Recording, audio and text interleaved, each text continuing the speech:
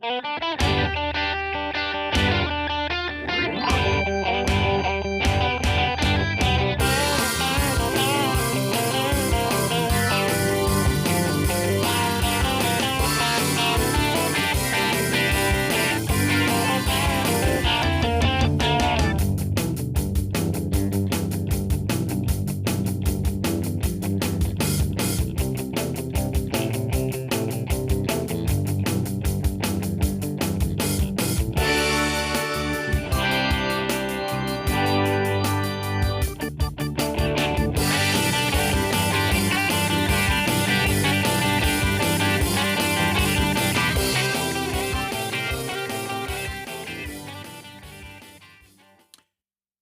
morning, everybody. You are tuned to Computers 2K now on the Nissan Communications Network. I'm Amnon, your host for the next couple of hours, along with Mike. I am here. Good morning. And Gal is Morning. here. Good morning. Good morning. And that's about it. Spence and Nick are out of town on family business. Our number, 919-518-9773, Computers 2K Voice on Skype. And today's show is made possible by vMix Software, Telestream's Wirecast software, and is sponsored by Tom Sinclair of Live Streaming Gear. So what's going on? What is happening? I know what's happening over at Gal's. Well, a few things. Yeah. I've been busy setting up my Linux server.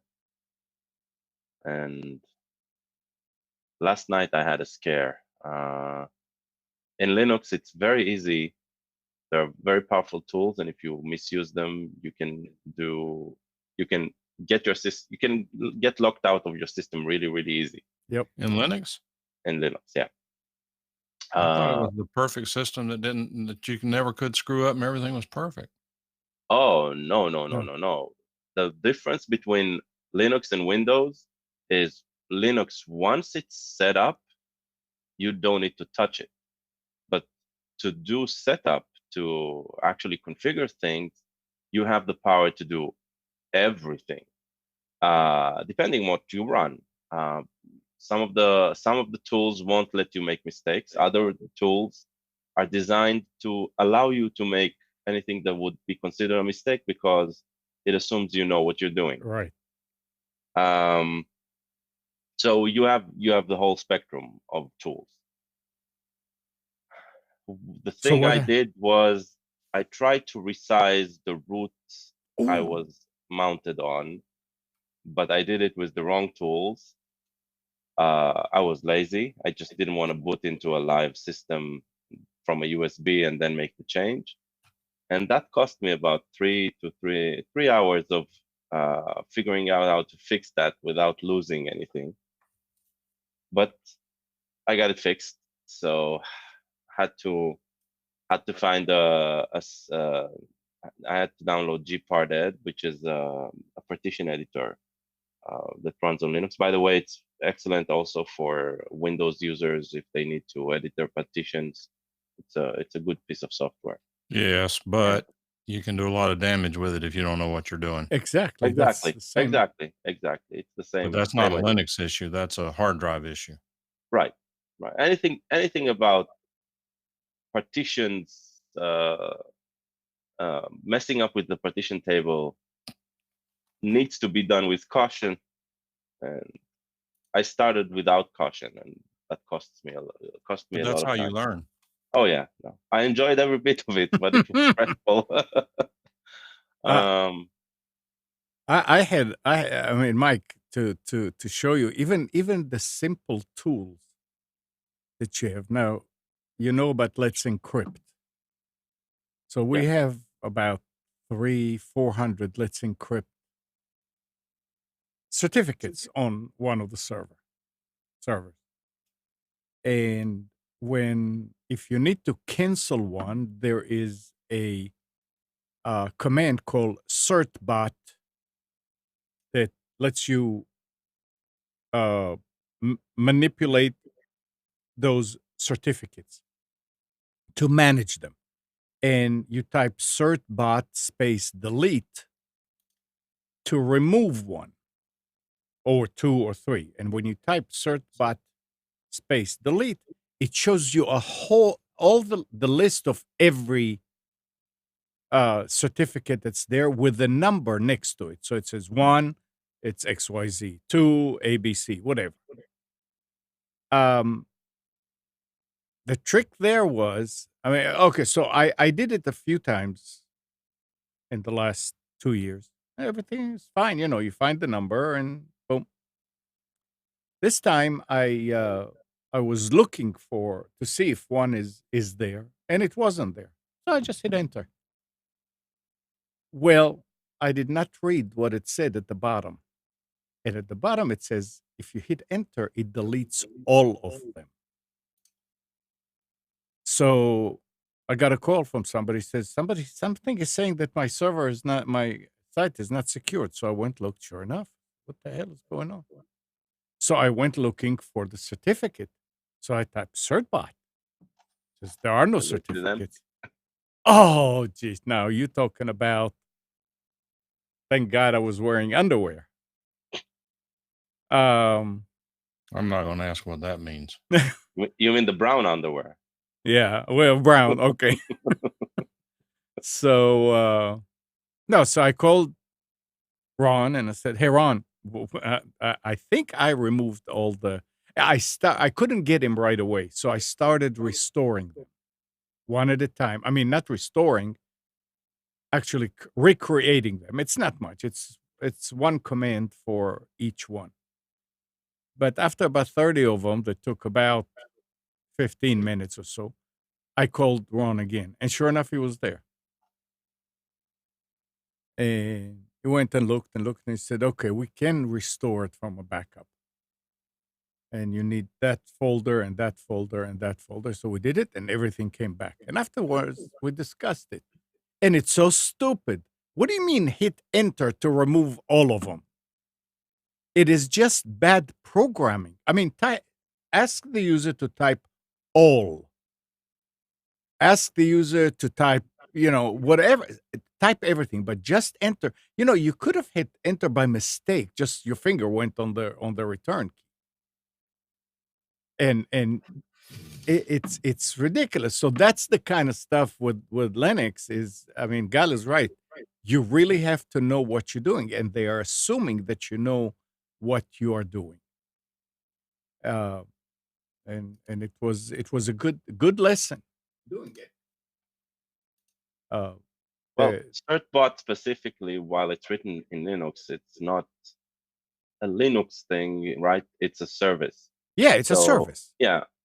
I mean, for me, what you're describing will never be a problem, because all I need is just to restart the containers I'm running everything in, and it'll recreate it automatically. So that's also the power of the tool, right?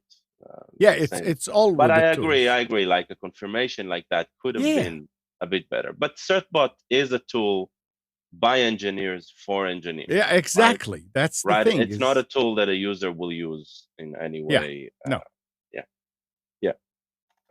So that's how you learn. Yeah. I mean, I know that Ron submitted a suggestion. Maybe it'll happen. Something about it. It should. And when you delete one, that's it. It just does it. It's just, are you sure you want to do it? Yep.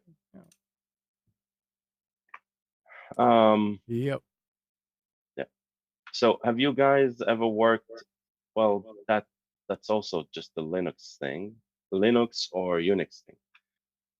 There's a file system called ZFS. Do you know that? ZFS? No, but I know NFS. Yeah, so Linux, the most popular file system right now in Linux is ext4, right? Okay. It's a journaling file system. That means everything that happens goes into a log, and that log is then committed to permanent data. And so these mechanisms of journaling allows allows the system to be more robust and be resilient to stuff like power outage. Mhm. But then when you want better redundancy and performance, you start thinking about RAID solutions. ZFS is basically a software-based RAID, which puts to shame every hardware RAID implementation. Because hardware RAIDs have a lot of issues on their own. First of all, proprietary. So if the hardware RAID card goes, the only way of restoring the system is getting another hardware RAID exactly from the same manufacturer, same module, same series, same date. Yeah, stuff like that. So that's one of the issues that you don't have with software RAID. The CPUs today and the bus speed has increased so much that software solutions are usually better. ZFS was developed originally for Solaris, so it's not native to Linux, but there is an implementation for Linux that has been stable for the past few years. And working with it is, yesterday I did a lot of reading and then I started working with it, and I gotta say, it is a very, very impressive system. It has, what makes it really impressive, apart from the fact that it does what RAID does, and that's stripping information across multiple disks, and it does it very easily. You just define, let me create a pool, use this and this and these disks, and just start writing to it. It's just, everything is live. You can do a check disk on a live system. There's no check disk, there's no FSCK. FSCK is check disk equivalent in Linux, but you can check the system while it's live. It knows how to deal with all of that. So for a Linux system, it is really a fresh breed when it comes to handling disks, because usually disks are a real pain. Two features that make it really, really unique and really, really put to shame a hardware RAID solution are what they call the S-Log and the L2 arc. The S-Log is a dedicated disk, a dedicated device that you assign for writing, for log writing. So any write operation goes first to that device and then syncs to the RAID array that you built. Why is that good? Because I have all of my disks that are ZFS. They are they're physical disks, physical mechanical disks. So I put the log on an SSD, and so writing speed is equivalent to an SSD.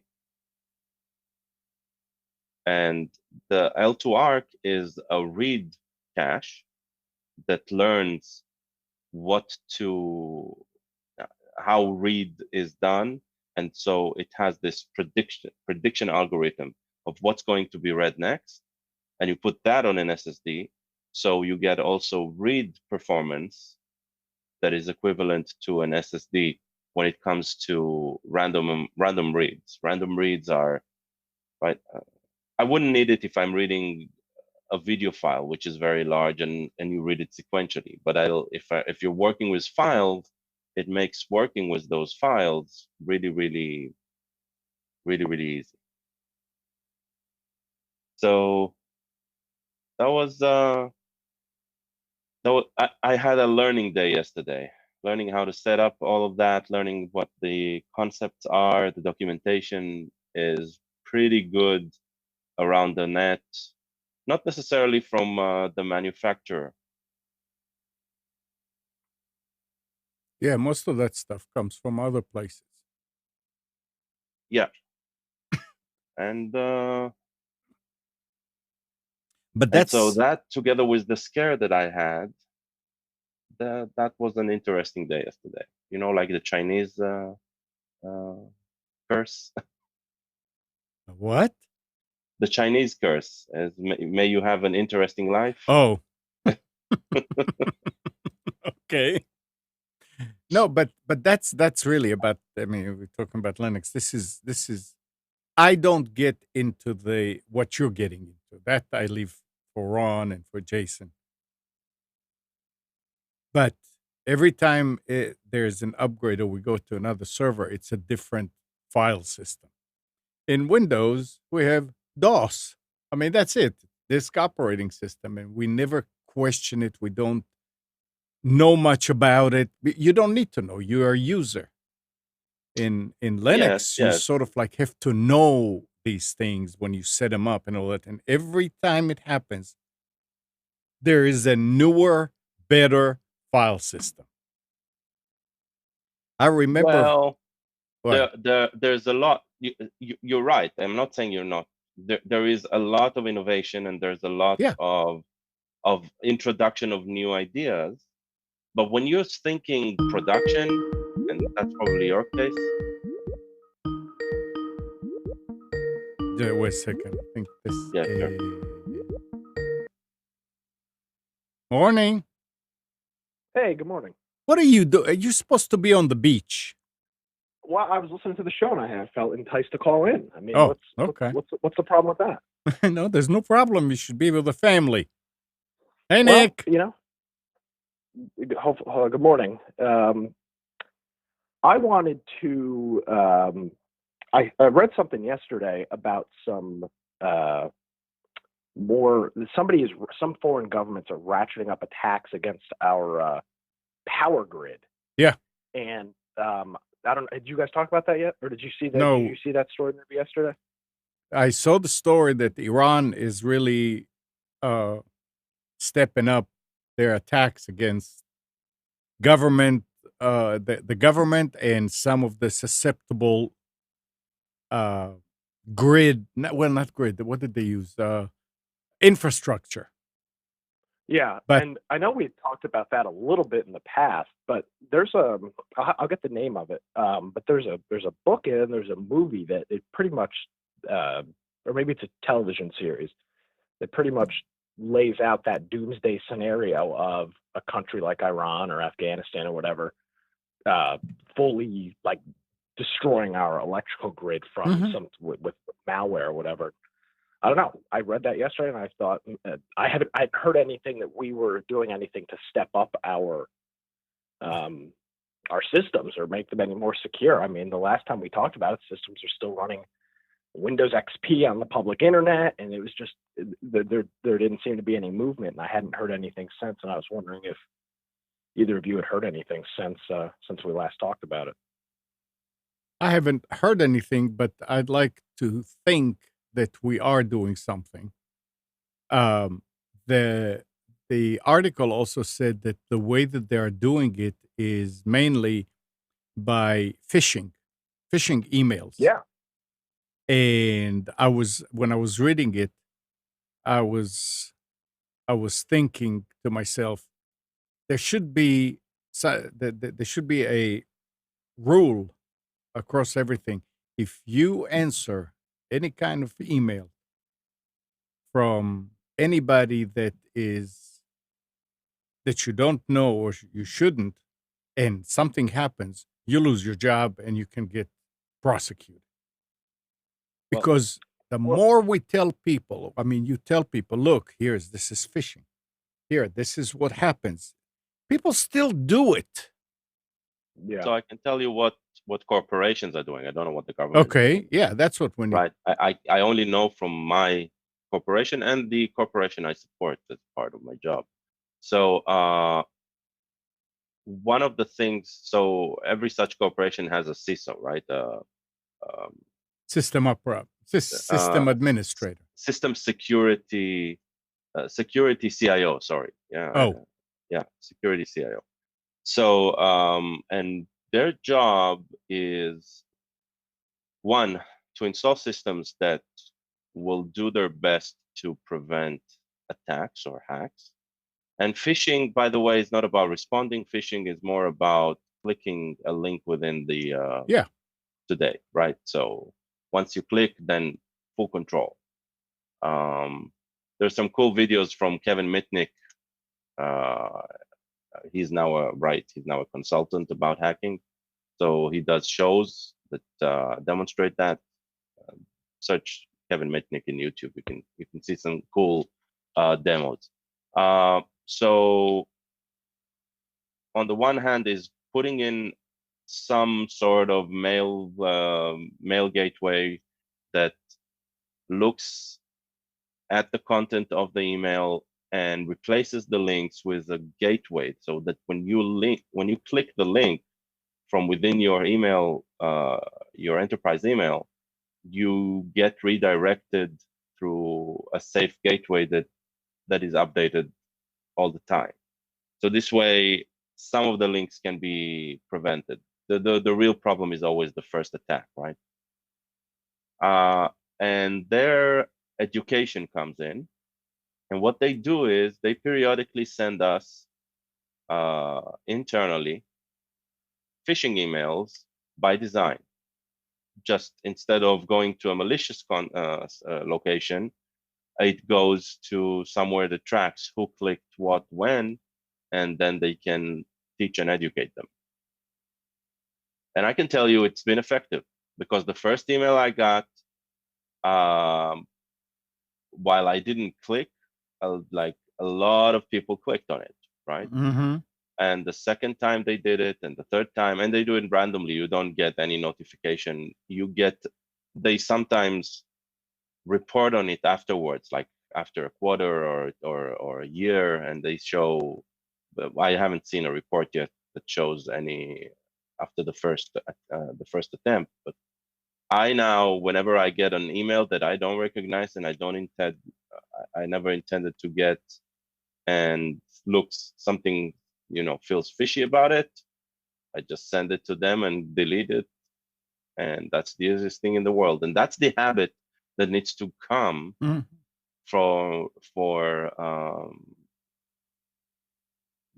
that's how you educate people about phishing. Just telling them is nice, but practice. Yeah, that's teaching nice. them how to identify it. Now that's powerful. To identify what you're talking about, it's almost next to impossible for you to identify. Well, somebody be suspicious. Yeah, right? You should always be suspicious. Yeah. Because that's how they get to you. They make it look like it comes from somebody that somebody at authority, somebody. I have one customer that's an attorney, and his employees in the office and partners were getting, for about 2 days, getting a message like it came from him and saying, "Are you at the office? I need you to do something for me. So get back to me." And if you reply, it did not go to him. And one of his people sent me an email and said, "I don't know, what's this?" I looked, I said, "Yep, stay away." So we flagged that. And but you can't be there. I mean, they know what they're doing. They're doing it for money. Now they're doing it to hurt us. But Amnon. Yeah. If you're in a law practice and you receive an email that says, "Hi, this is the senior partner. Please wire me all of the money in the firm's trust account to this account in Nigeria." Yeah. You really ought to be suspect. Right. I know. I have no idea what they were expecting, because there was no instructions, whatever, to do anything other than write him back. Well, look who's here. Steve is here. Good afternoon. Good morning. Good morning, Steve. Good morning, Steve. Good morning. Nice to be here. Have you and Steve met? Only on the air. Okay. I can't remember whether you two had been there at the same time. It's been a long time. Yeah. I don't know why that link didn't work, because I tried it twice and it says I am the only one here. No, they're talking. I can see them on the web page. Yeah. Maybe we've been hacked. So wait a second, Steve. Hold on a second, Mike. finish what you were going to say about No, what? I mean, you got to use some common sense. Oh, yeah. There are stories actually of some law offices actually taking money out of trust funds and wiring $300,000 to this organization that's going to let them double their money in 6 days or something. Mm-hmm. Yeah. I mean, come on. Well, I'll ask this, and then I got to run. Gal, do you know of any services that would allow me, who operates, I don't know, maybe 10 or 15 Office 365 accounts, some type of service that will allow me to send out a phishing type looking email and tracking some of that? I'd be interested in maybe doing that with some of the accounts I manage. Let me do some research. I don't know offhand, but I do know services like that exist. So maybe there's one for small businesses. I'll check that. Yeah, I'd be interested in doing that with some of the people I work with and see what the response is. Because I think smaller companies may be even more susceptible than 800 or 900 employee corporations, because why would we be targeted? It's not a threat that it's a threat I don't think people necessarily worry about with 11 users on a domain. Right. Yeah, it's alrighty. And on that note, I'm off. It's always Have a good week, guys. It's always better to be proactive. Mm-hmm. Hi and bye, Nick. So, Steve, where have you been lately? I haven't been using the computer as much as I was in the past, and I've been mainly on the tablet doing Paltalk, but I'm just not Really? into computer stuff. Yeah, I just don't put the desktop on. But you're doing Paltalk? Yeah, doing Paltalk. Interesting. I didn't know they were still around. Is Gary, what's his name, still there, or did he leave? As far as I'm still there, I haven't spoken to him. I saw him in the room. He came in the help lobby when I was trying to get something sorted out. I was planning on being a Red Hat help person to volunteer to help, but that didn't go particularly well. They're not very nice. They're not very welcoming, and so I thought, well, I'm not going to give you a lot of my time to help others if there's going to be so many restrictions and stipulations in place. I'm doing it voluntarily. I don't want to be told I can't do this and I can't do that. Well, now Red Hat it's a commercial company. It's no longer one of them. Here is something and you can play with, and they're actually a commercial company now. But who was not welcoming to you, Steve? Was it the users or the company? Well, no, it's the Red Hat admins, the people that monitor the site, the Paltalk site, and help other users. So people come in with the same problem. So they're not employees. Well, they say they're not, but I don't know, because there's some people there that spend hours daily and are there every day. I can't imagine somebody wanting to do that voluntarily day in, day out, especially with some of the problems that they get. But they do. These people have nothing else to do in their lives. In fact, that's probably one of the reasons that I quit using it, because these people, this is their only claim to power in the world. I don't mean this to sound as ugly as it is. I really don't. I'm not trying to be mean. But some of these people are abject failures in everything they've ever done. They get online, they hang around forever, and they're finally given a little bit of power, and wow, it just goes straight to their heads. Yeah, that's true. Well, you find that in the room, somebody will open a room and then they have the power to sort of red dot and bounce and kick people for whatever reason they see fit. And that does go to some people's head. That's true.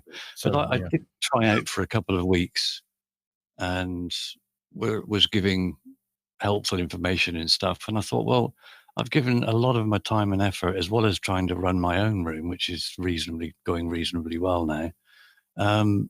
And there's still no sign of, well, we'd like you to come on board or whatever. And then they started saying, oh, you can't run your room if you're here in the help lobby. I said, well, why not? I can run 2 rooms. Oh, no, you've got to concentrate on the help lobby. You can't run your room and be an admin in a room if you're going to be a Red admin, help admin. And I think, well, I'm paying for a green nick to use the service, and now you're telling me I can't use the service for what I want to use it for if I want to be a helper. No, you can't. I Why? will buy it. What sort of logic is that? I mean, put their hat on for a second. What sort of logic is that someone who's a paying customer can't volunteer to help others for free? Well, I said, I'm sorry, but I've got a lot of people coming into my room regularly. I'm doing this because I like to help people, and I get a good sense of feelings in myself that I have been able to help somebody with their audio issues or whatever it might be. And you're saying I can't do that? No. I said, well, buy then. Ridiculous. Wow. Hey, that's all you can do is vote with your feet. Yep. So I gave up on that idea, but we got loads of people from all over the country, all over the world coming in, and we just try and help them with their pronunciation, their grammar, and generally have a chat, and it's good fun. Interesting. There's lots of nastiness around Paltalk still, but if you keep out of those rooms, then you don't have a problem. I never became a fan of Paltalk. There's a guy named reporter Gary who did a news report at 5 o'clock. I think it was 5 o'clock each day, did an hour report. I got to know him and I like him. I've not met him in person, but we've had a lot of interaction online. And in fact, at one point I was actually running the audio for his 1 hour show because his regular guy was out. But he decided to move on or change or something. And I lost interest, and I really couldn't get interested in any of the other room. What we're talking about here, in case anybody doesn't know, and we talked about this 2 or 3 years ago when Steve and I were both probably spending more time there than we should. But there's a service called Paltalk, Paltalk. Paltalk is, it's online chat rooms. It's actually an interesting service, but I never did understand their pricing model. You can get a free account, which allows you to participate and do a lot of things, but then they call that what, a black, something like Black Nick. And depending on how snooty the people are in the room, they don't pay any attention to you because you're not a real pal talker. And then you can get the green Nick, and then there's the red Nick. And I think red Nick is admin. They have to give that to you, but you can spend a bunch of money just participating in that online forum. And there was actually one, when I was actively involved in it, I was having a problem with Windows. I know that's a surprise, but I went into one of the Windows help rooms and posted the question, and I'm fairly technical, so I posted the question. I think it was well asked. You would have think I'd have gone in there and said something like "vote Trump." I mean, these people just went ballistic. They came back with the stupidest answers you could imagine. And have you tried reinstalling Windows and all? I said, I was done. Yeah, there's some people like to be too helpful and go into way too much detail. I like to keep things simple and just go on, chill out, relax, and have a chat. And if I can help somebody with their English, development and their English improvement, great. But there's a group of people that are native English speakers that come into the room, and we have a good old chin wag and a yak about this, that, and the other. And then you get some foreign people coming in that are doing their best to improve. And yeah, it can be really interesting. Well, for people who haven't been around, Steve and I met because he and I were both participating in a service called, was that one? Talk show. What was it? Talk show. Talk shoe. I was trying to say talk net. That was an old thing, but talk shoe. And they had their own series of problems and so forth, but it was a fun service. And apparently they're still around. Are they still functional as far as you know?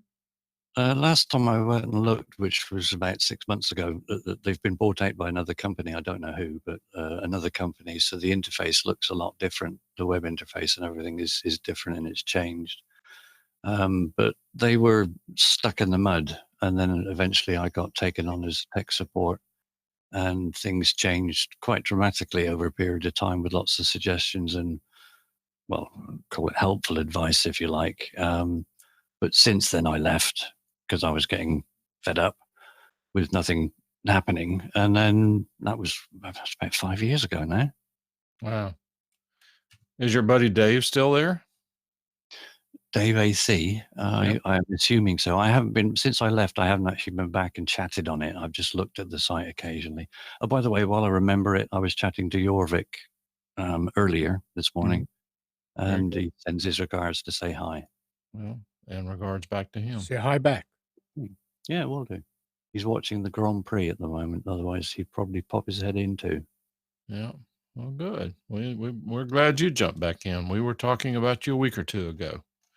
I wonder why my ears were burning. Well, that's what it is. That or you need to clean them. I mean, well, they have free medicine, health care, so he can go to the doctor. It doesn't cost anything. Here we go. Yeah, that's what we pay our taxes for. Mm-hmm. Oh, taxes. Oh.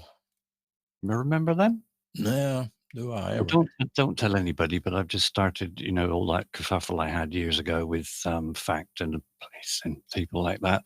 I've just started to look back at news groups and BitTorrent. But I've got a VPN now, so it's okay. It's just between us.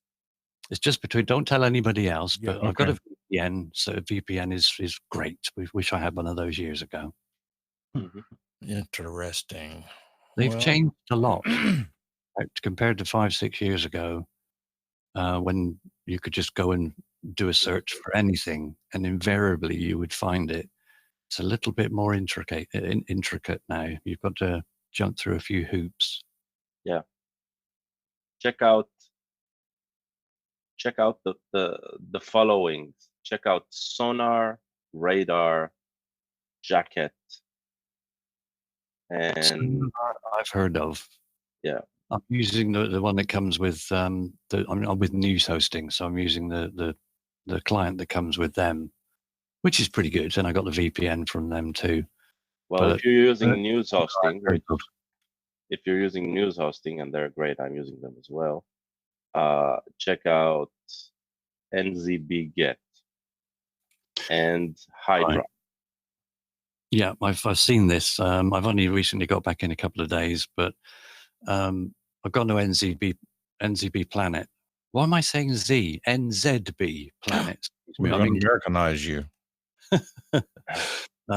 Which seems to be top of the tree when most people are reviewing those sorts of sites. NZB Planet seems to be a good one. So I joined them and donated some pennies and things. But yeah, it's the scene, if you want to call it that, has changed dramatically from what it was 5-6 years ago. I'm going to have to speak to somebody that knows, and it looks like it's going to be you, Gal. Not a problem. I just went to TalkShoe. They really have updated their interface. I guess it's still a telephone bridge, still low quality. But they've created a nice-looking website. I think it's mainly religious stuff that they've got on it now, looking at it the last couple of times I've checked it. The people that used to lark around and have fun like we used to, doesn't seem to be any of that anymore. Yeah, well, I met some good people on TalkShoe. I've lost touch with all of them except you. And I was afraid I'd lost touch with you. Well, yeah, you know what it's like. Well, Dog's 3.5 years old. She's 3.5. Can you believe it? Wow. 3.5 years. Wow. Time's flying. I'm looking back. I logged into TalkShoe to see what's here. And apparently the last time I logged in was 2015. Yeah, it's probably the same here. All right, let's switch something here. Let's hear something else. It's kind of close to the microphone, Amnon. Sorry. Samsung has reminded owners of its smart TVs to what, Mike? Update the firmware. Pay the bill.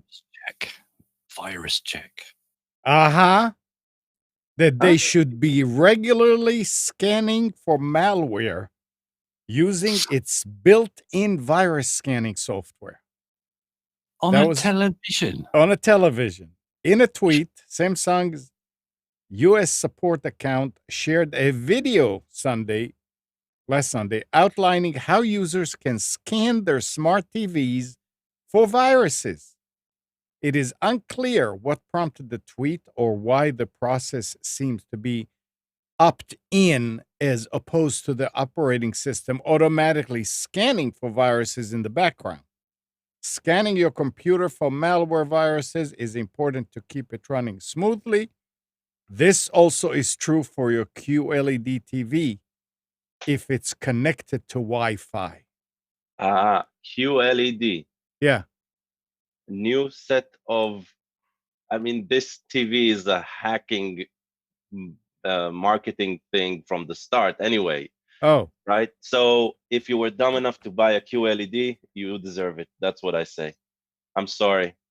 You fell for the crappiest trap I've ever seen Now that's in mean. That's just mean. no, I know it's mean, but nobody should buy these QLED TVs. explain what they are. Yeah, tell us why and why not. They are priced like 2 to 3 times more than LED, but that's all they are. They are LED, nothing else. And they fashioned the logo for QLED to look like OLED, which is a technology that really costs more and has some merit, brings something to the table. QLED does nothing different than an LED television. It's exactly the same. It's just a different brand of LEDs. That's it. The moment I saw it, I don't know. That's one thing, pet peeve, something that triggers me so hard is marketing that is designed to lie. And QLED is that. And it seems like they even rushed it and put bad software in it. So now it's hackable as well. This Amazing. is terrible. Yeah. But this brings up an interesting point. We have about 7 or 8 TVs here of various ages. All of them obviously are, well, I would say they are all probably within the last 3 years. And I have just started noticing that the pictures on some of them are really a lot better than the pictures on the other ones. When I go buy a TV, I don't really stop and look at the technology as much as I do the price, because now they're all pretty much good. Apparently, there are some that are gooder than the others, but they're all pretty good. And I Yep. guess I want to maybe look into why one looks so much better than another. The most recent one that I bought is on our back porch, closed in back porch. The Mhm. picture on it is very, very good compared even to the 260s that I have. So I think I'm going to look into see maybe they're QLED. Maybe that's why it's so much better.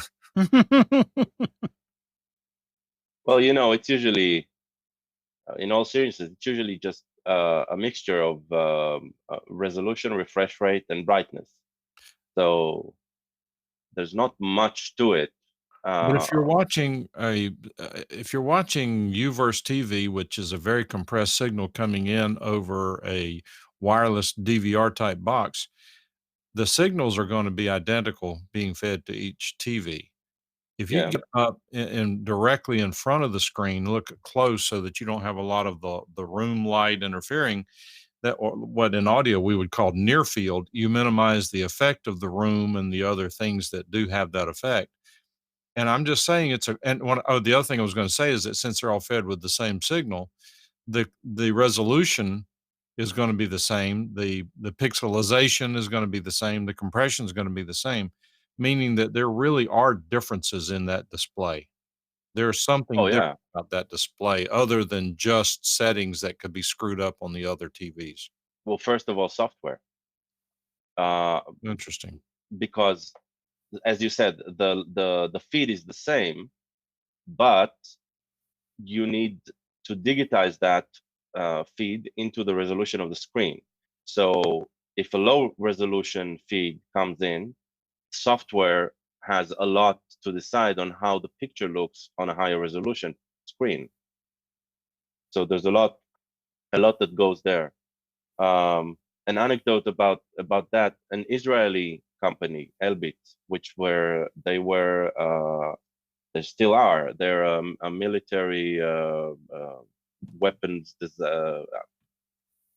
technology manufacturer. They came up with processors for CRT TVs. Remember those? Yeah. The problem was, and the processors they made a huge difference, right? The analog signal that would come in would look on a CRT TV a lot better than any Sony TV out there. Their problem was that they came up with this technology when LCD was starting to boost. So it never went to it never gave them any boost. So the only ones who have Elbit TVs are probably Elbit employees, which got it for a real discount or something like that. But it was like this.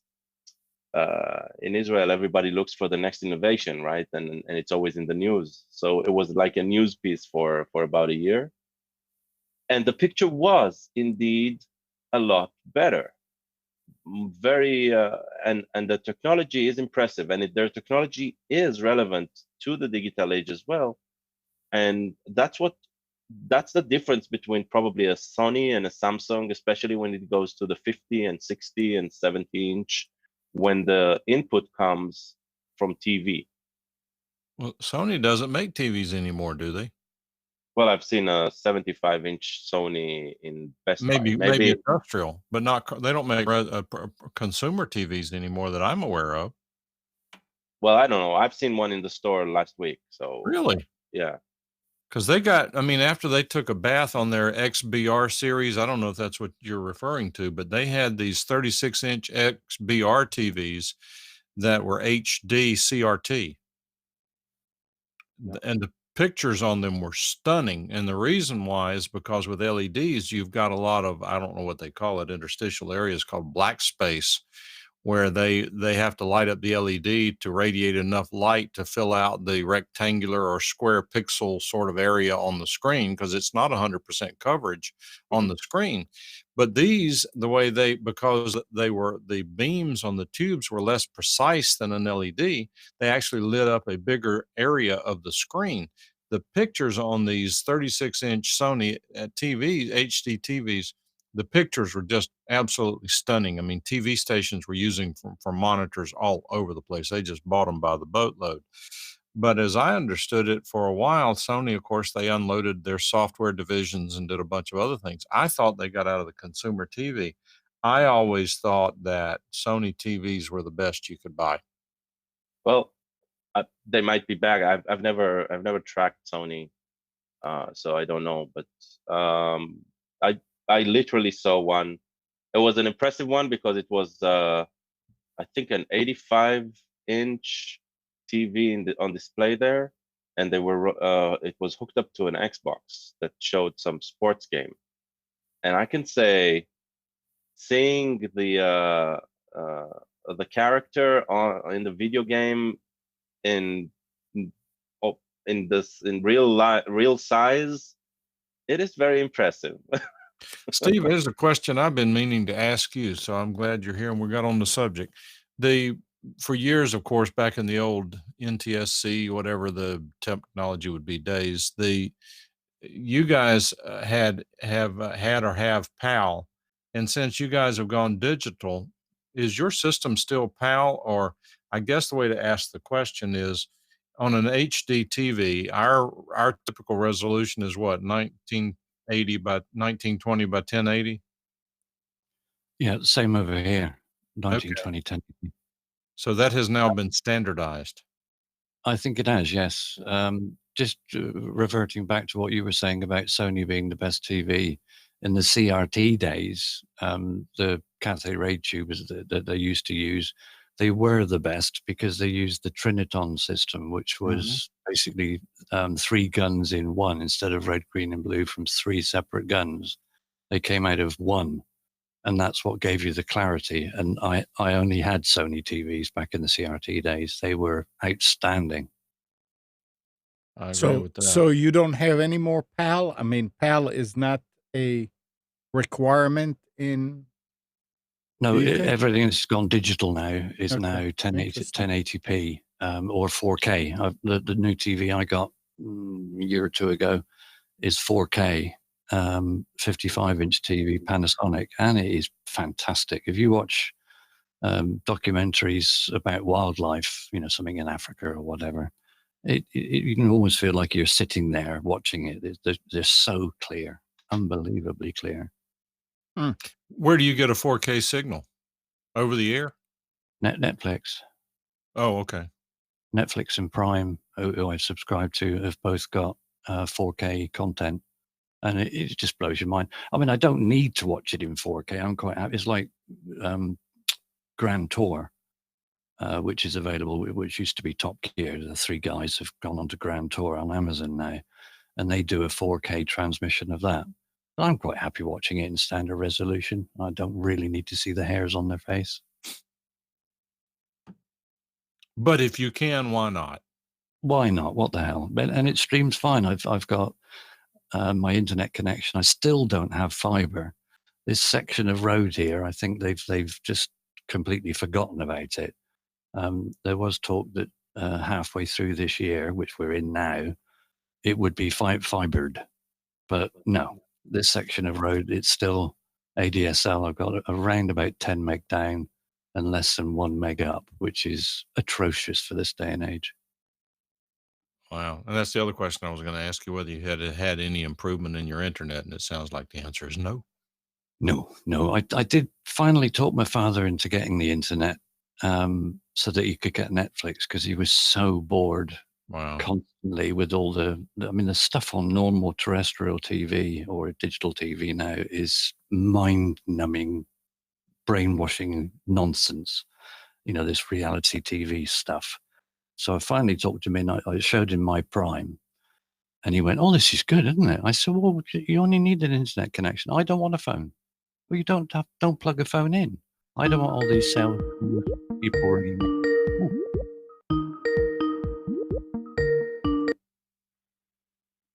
Hey. M9. Yeah. Mike. Hey, Mike. Got a couple of questions for you. I've got a couple of problems on my PC. I recently did the Windows 10 update, the May update, because I wanted to start using an app they added called Sandbox. Are you familiar with that at all? No. I've heard of it, but I haven't got the update myself to try it, so not familiar. Apparently what it will do when you run it is it creates a virtual copy of Windows 10 in which you can run anything you want. And basically when you turn off Sandbox, everything goes away, so you don't do anything to your standing system. It's good for testing stuff, which is what I wanted it for. Unfortunately, it doesn't work. It's giving me an error message with one of those Microsoft codes and a message that says the virtual machine or container exits unexpectedly. Mm-hmm. Is this something new that Windows is doing with containers? Yeah, Windows issued this January. It's basically running. I'm not sure if it's running a VM or Windows containers. Remember me talking about Docker? Docker is a Linux container technology. Microsoft partnered with Docker and they created Windows containers as well. So I'm guessing that's partly to do with that. I wonder what the error code is, though. I have the code, but I did a Google search on it, and the only thing that I came up with is a Windows update that they said causes this problem. So I uninstalled that update per the instruction in that forum. Didn't help. So I still get the same error message. Yeah, okay. Do you have Hyper-V installed? No, I didn't. I'm not using that. And as a matter of fact, one of the suggestions was that was causing a conflict. Yeah, I wonder. I did not install that. I had to go into the BIOS and enable Intel's virtual machine, which was not enabled. Right. So I assume your machine is not a new one.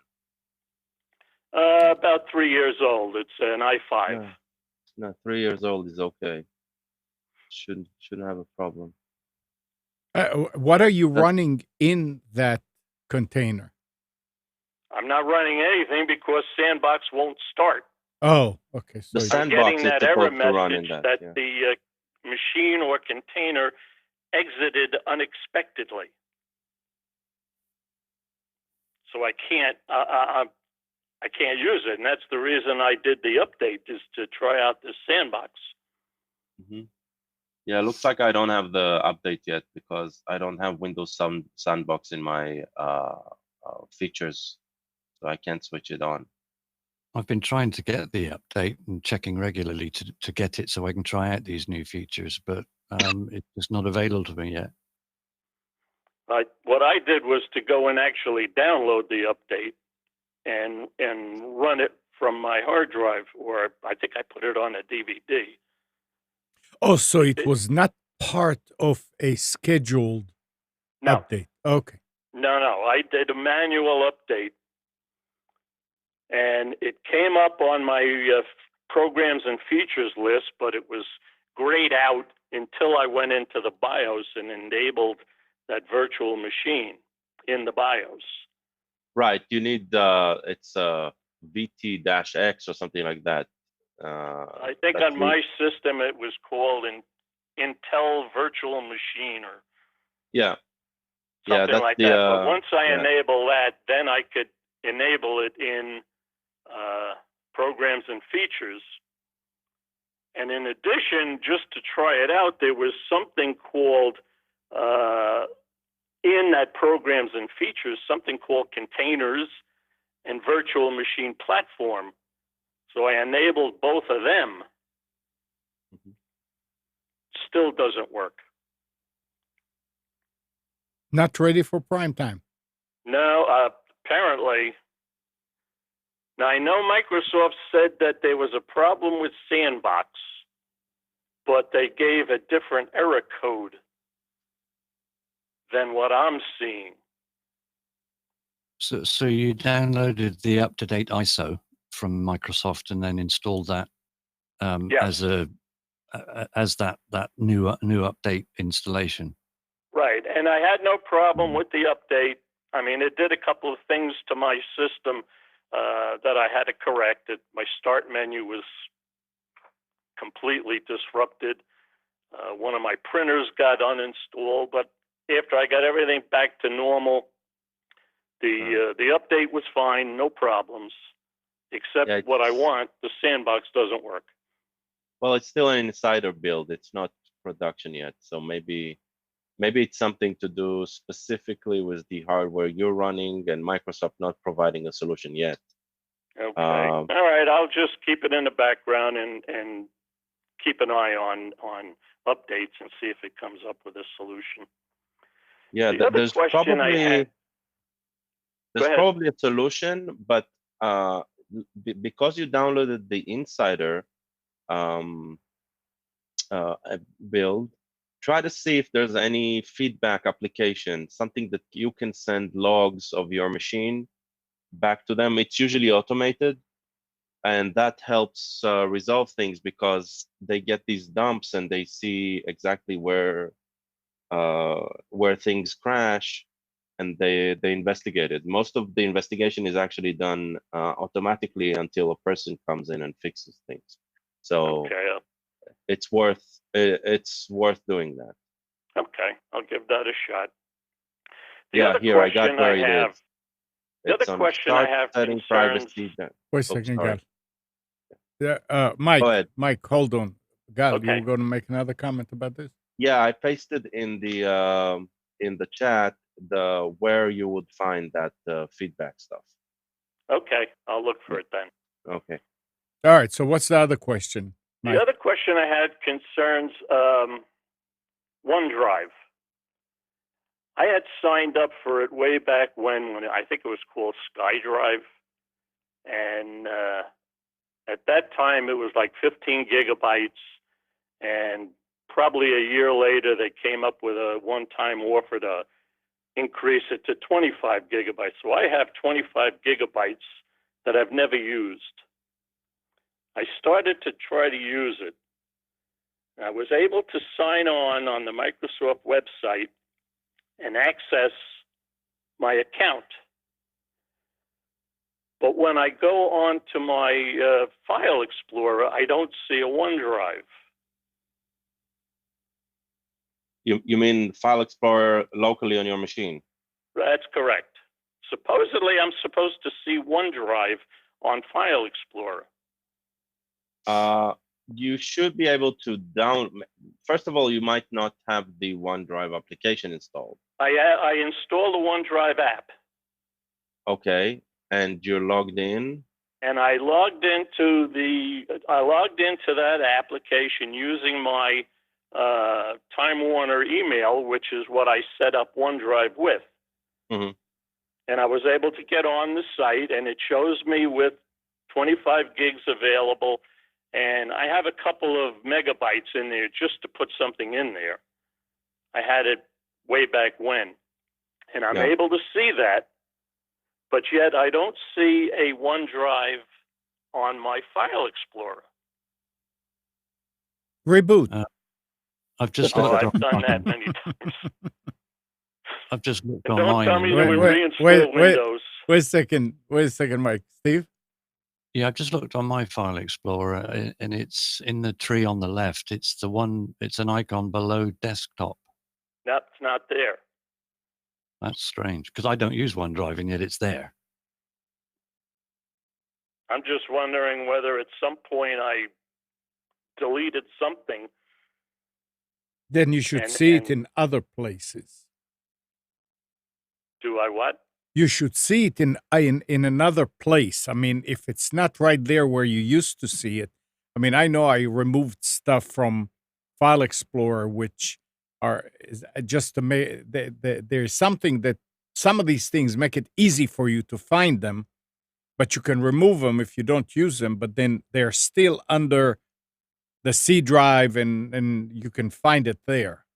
The only place I found it was under my documents folder. Yeah, you see, well, that's what I mean. Nothing there. No, but what I'm saying is that you're looking under the favorites or in your File Explorer, whatever, up at the top, where you have. No, I'm looking on the left under the directory tree, which is where they say it's supposed to be. Well, yeah, but that's there's more to a directory tree than on the left side than what's there. I mean, yeah, there is a directory tree, but at the top you have all the libraries and the computer and the favorites and all that. Like under my favorites, I only have desktop, downloads, and recent places. There was a bunch of other things there that I never used, so I took them out.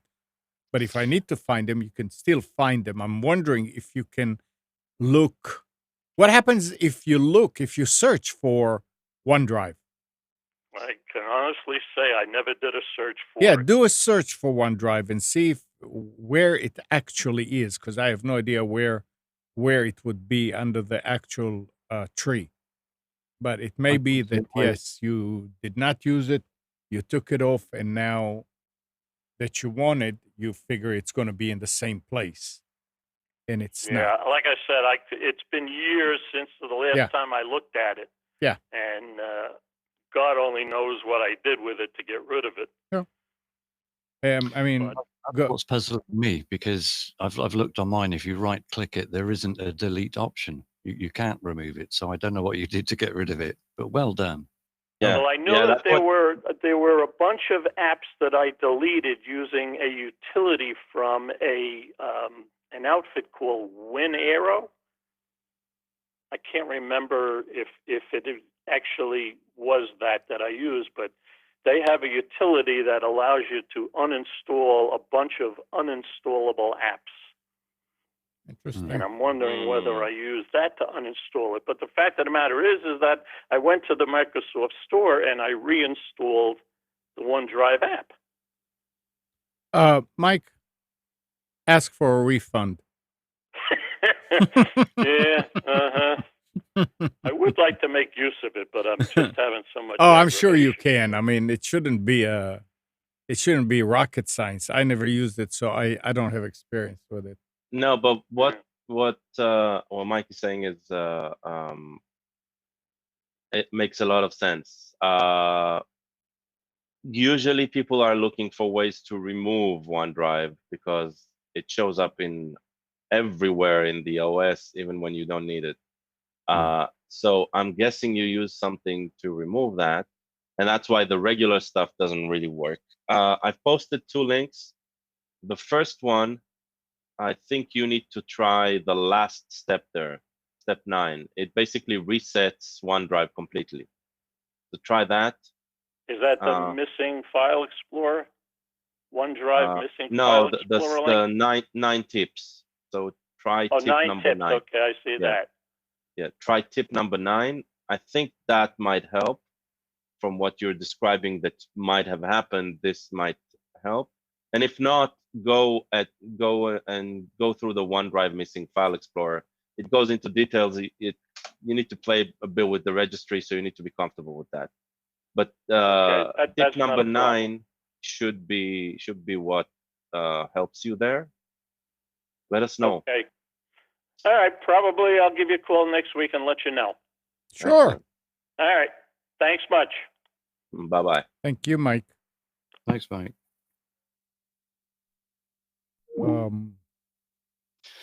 OneDrive. Yeah, I don't bother with OneDrive myself because I've only got up to 1 meg upload. So can you imagine me doing a backup on a 1 meg connection? Yeah. You take a vacation, you drive up the coast, then you come back. Yeah. Well, at least we've got the coast quite close by here in England. Oh, no, that won't work then. But my father, he's got fiber connection. We were talking about that just before Mike rang in. He's got the 35 meg down, and I don't know what the upload speed is, but 35 meg connection, and he just uses it for Netflix. I think, why can't we swap? I want that 35 meg connection. 35 meg, that's what the fiber gives over there? Yeah, that's the entry level. You can go up to 100 meg if you want, but it's expensive. Wow. My entry level for fiber here is a symmetrical 100 megabit. Oh, all right. Yeah. It's 35 meg down, and I think it's 5 up. I'm not sure. But yeah, I mean, he's got it and he doesn't need it, and I'd like it and I couldn't get it. So, okay.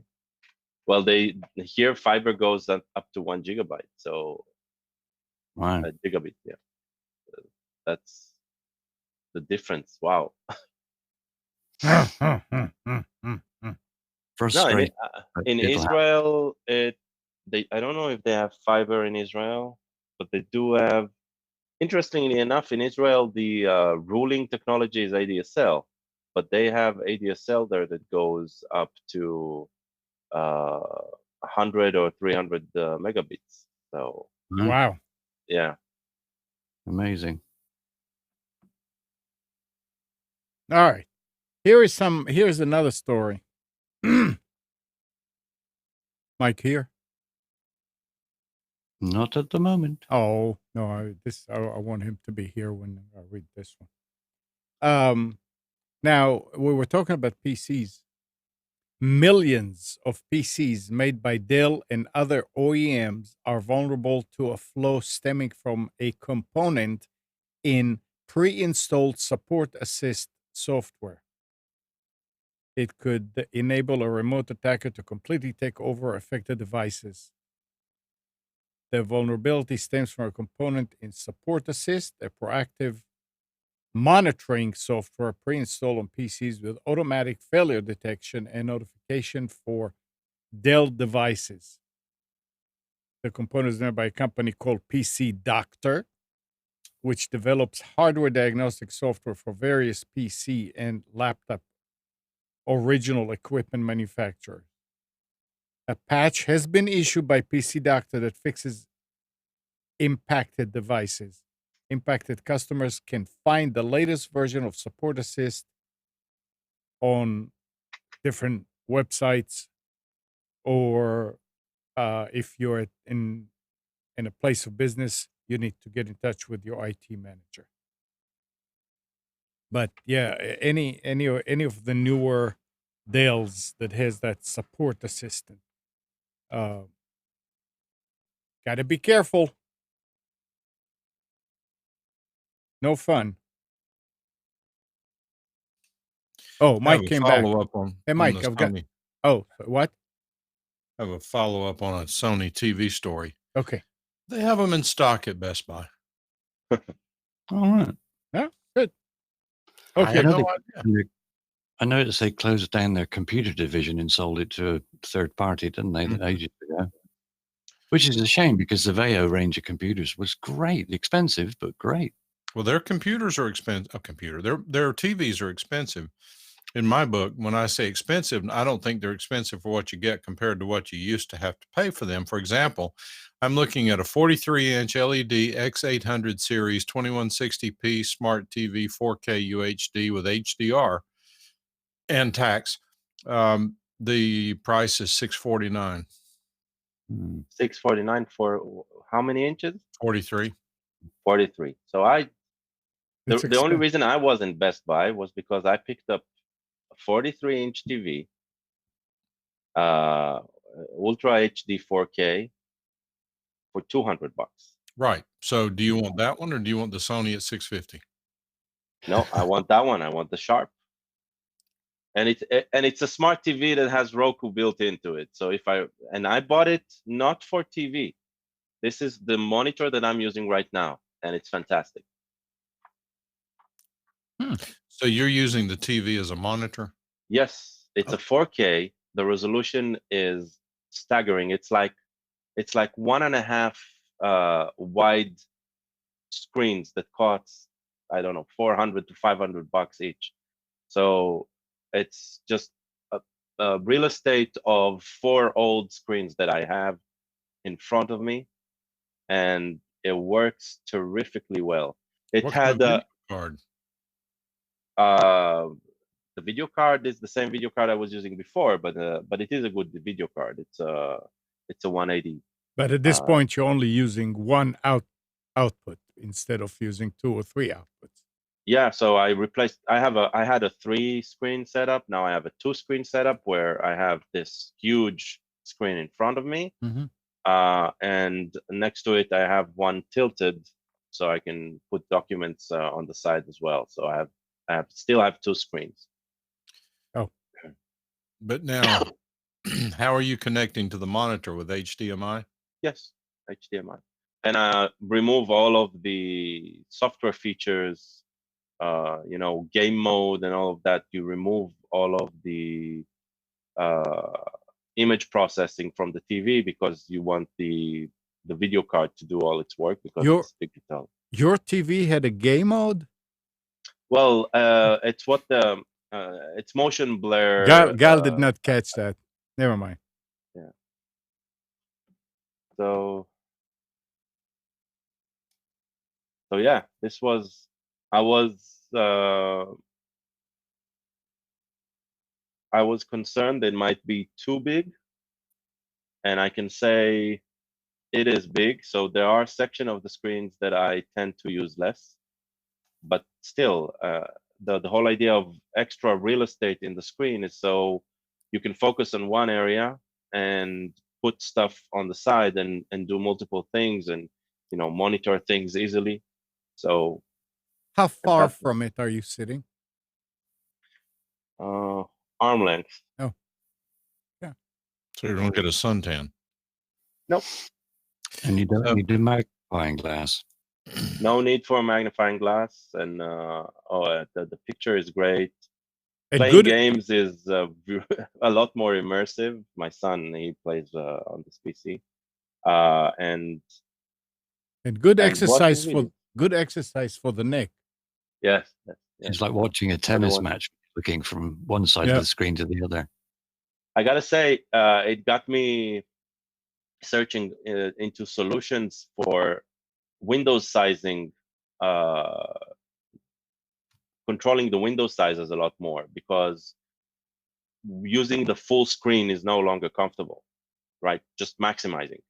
So there are a few solutions that are quite interesting. There are some that create virtual desktops on virtual monitors on the monitor. So you split the monitor into sections, and when you have the window in that area and you maximize, it only maximizes to the section that you created pre-hand. Yeah, so that's an interesting solution.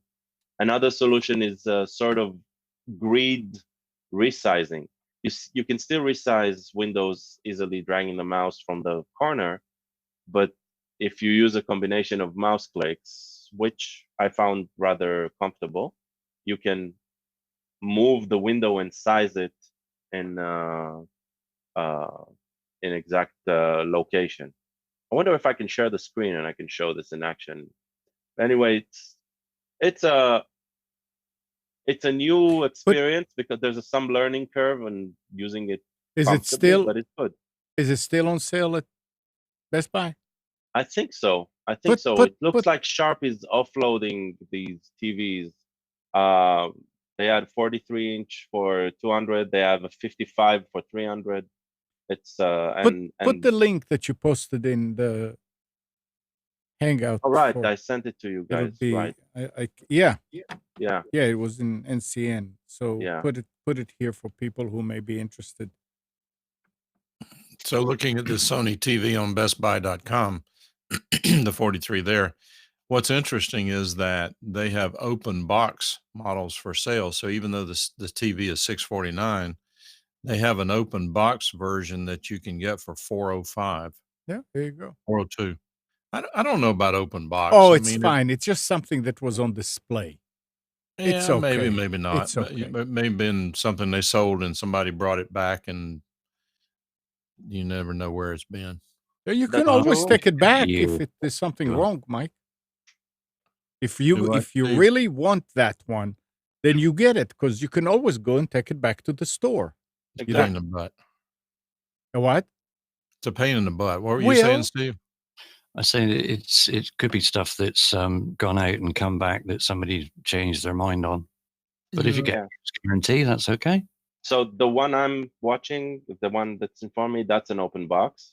I got $40 less on the deal, and I bought the 5-year protection. So it cost me exactly the same as buying the TV brand new, but with 5-year protection. And I was hesitant, and indeed, when I opened the box, it was some of the plastic was torn. It was actually missing a few screws, but because I bought another TV for the bedroom, I had the screws and all of that. So yes, it's a pain, but that's why you pay less, and you can always return it. Did they have this in stock, or did you have to order it? No, open box, it means only in stock. So Best Buy is good on their site saying where it's in stock in open box. So when you click on open box, it shows you how far you'll need to go to get it, but it's always in stock. You need to go there and pick it up. Otherwise, you can always, free shipping for the full price, and that'll work. Let's see if they show it anywhere in stock locally. For the 43, I think I got the last one in the area. Maybe another 8 miles or something. Well, it says here they'll ship it to the store by Tuesday. An open box? No, it's $219, but there's also a coupon somewhere too. You can probably get it back to the $200. Interesting. Open box from $175.99. There we go. And it is in stock, Amnon. Let's see, open box. They have one. The closest one they have, all the open boxes are gone. Yeah. 206, 208, 219 on clearance. And these are all gone? No, you can get the 219. Oh, but okay. I think that Slick Deals link that he posted also. Yeah, that's expired probably. It was 200. But it also says, and it may be expired, but it also said somewhere that I was looking, use June Save 19 to save 20% off their first order if you use Google Express, whatever that is. Yeah, Google Express is another shopping site that you can buy through them, but only when you register for the first time you get the $20 off. Yeah, I don't think I've ever used it, but it says there's actually on the slickdeals.net page, it says that Best Buy via Google Express has the TV on sale for $199 with free shipping. Well, $199, I think that was the that may be previous old. price. Yeah, that may be old. That's because the link is a bit old. Yeah, $219. But when I click on it, I get uBlock Origin has prevented the following page from loading. Yeah, it's because the uBlock is protecting you from one side transferring info to another. Just temporary allow it, and it's okay. 20% off your first order, which would be $40. Mhm. It would be $180. Sold by Best Buy. Free returns for 15 days. Free delivery Monday through next week. Sold by Best Buy. So if I add it 20% up to with code JuneSave19 expires June 30th. I would say that if you're going to buy this, Amnon, make sure you go through that link that Gall sent thoroughly, because there are all sorts of rackets to get you to buy something. Yeah. What if I hit the cart and see what happens? But see, the front page for Slack deals right now have a 60-inch Hisense 4K Ultra HD Roku Smart TV for $330. 60-inch. My 60-inch in the living room, a 180p, cost me $1,000 in 2013. Well, I've got 260s, and I think the most I've paid for one was $600. Yeah, so the prices are going down fast. So is quality. Well, that's what I thought, but the picture is terrific. I bought this one, and I bought a 55 for the bedroom, and the picture is terrific. And we don't use analog TV. We don't use over the air. We don't consume over the air TV. So that's not analog. No, but over the air has the compression rates are usually they usually affect the picture in a way that you notice. Because we don't do that. I don't know. We don't. No. I thought it was the other way around. Lower compression. Well, I can tell you that the picture I see in the TVs at work, large TVs where they get from cable and stuff, and it's never. It doesn't look close to what I'm seeing at home. You need to test it again, because if you get it where you have a really good signal, good over the air signal, compare it with the compressed signal over UVerse or cable, the difference is pretty significant. For example, you can't get 1080p over UVerse or over Time Warner TV, but you can get it directly over the air from a station that's transmitting in that. Yeah. Where you are, Gall, when you get to playing around with it, do you have an outside antenna? No, I don't have any setup for a TV. Okay. Where you are, you can get a clothes hanger and stick it into the connector on the back of your TV and pick up a perfect signal for UNC public TV if you can stomach it long enough to do the test and look at the quality. And since they have unlimited money and don't care what things cost, their actually over-air quality is stellar. Yeah, I'll give it a try. Compare that with however you receive it normally through your cable or UVerse. All right. Mike, here is something else here. It's kind of, oh, he's on the phone. Are you on the phone? No. Okay. In the future, we wouldn't be listening to our favorite bands or artists. We'll be listening to custom-made sounds that are tailored to our mood. At least that's what billionaire venture capitalist Vinod Khosla believes. I actually think 10 years from now, you won't be listening to music. He said on stage last week during a fireside chat at Creative Destruction Lab's second annual Super Session event. Instead, he believes we'll be listening to custom song equivalents that are automatically designed specifically for each individual and tailored to their brain, their listening preferences, and their particular needs. So I wonder if that means that in the future there won't be any bands anymore. There won't be any singers anymore. I can't see that'll ever happen. I mean, you'll have to pry the 1980s music from my dead hands in order to get that off.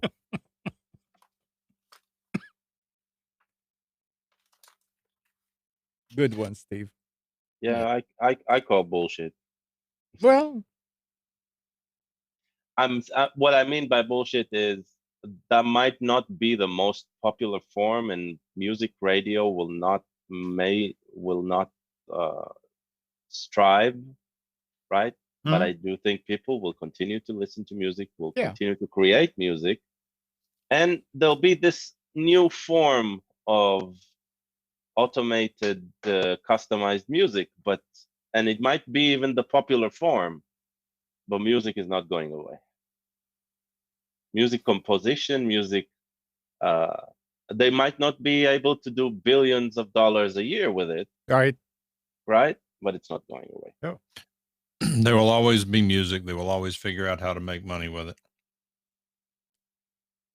Yeah, but what he's saying is that this automated, customized form might be like the most popular one. Yeah. I'm thinking that's what he's trying to sell, right? This new form. But then they'll find that it's addictive, and they'll ban it, and then people will consume it in the black market, and and it's got all kind of messages in the back, and it's yeah, making you and do then- all kind of things. and then we'll start legalizing it in cash-only businesses. So. And then there will be an electromagnetic pulse, and then all the music of the world will be gone, and they'll have to start all over again. Talking about legalizing it, a friend of mine sent me a list of newspaper clippings from different newspapers. One of them had a big ad, not ad, a big section that said that marijuana issue was sent to the Joint Committee. Marijuana, like the magazine. In the magazine, it says that marijuana issue, I mean the subject, the law, whatever, was sent to a Joint Committee. I mean, yeah, it's play on words. The person did not Marijuana think. joint, get it? Yeah. Now listen to I'm this. slow that way, but I get it. Over the past decade, the news business has endured a bloodbath, with tens of thousands of journalists losing their jobs amid mass layoffs. The irony is, more people than ever are consuming news. Why the disconnect?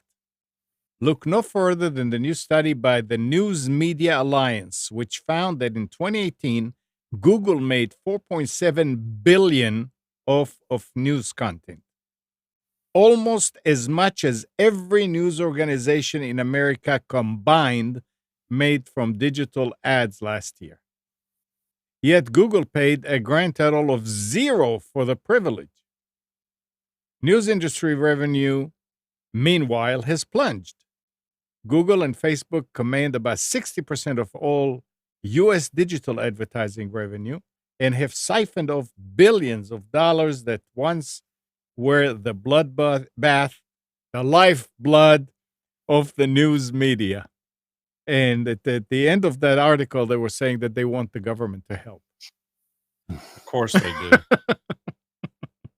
That's wonderful news. And I mean, why siphoned off music from the news business? So if I decide to get in the news business, I go out and hire a bunch of reporters who do their homework, find out where the news is. They get together, they collectively produce the content to be streamed over some sort of digital medium. Who do I owe anything to? Who do I have to pay for the privilege? Should I be paying the former major networks for that? I mean, this is so stupid. I mean, these networks have become so biased in their reporting that even people who are not politically oriented can see it. And anybody who doesn't know what I'm talking about, and we like liberals listening to, just go turn on CNN and turn it on. Do me a favor. If you still have it on your system, turn it on 5 times today and then turn it back off. And then tell us next week how many times, unless it's in a commercial, wait for there to be an actual story that they call news, fake news.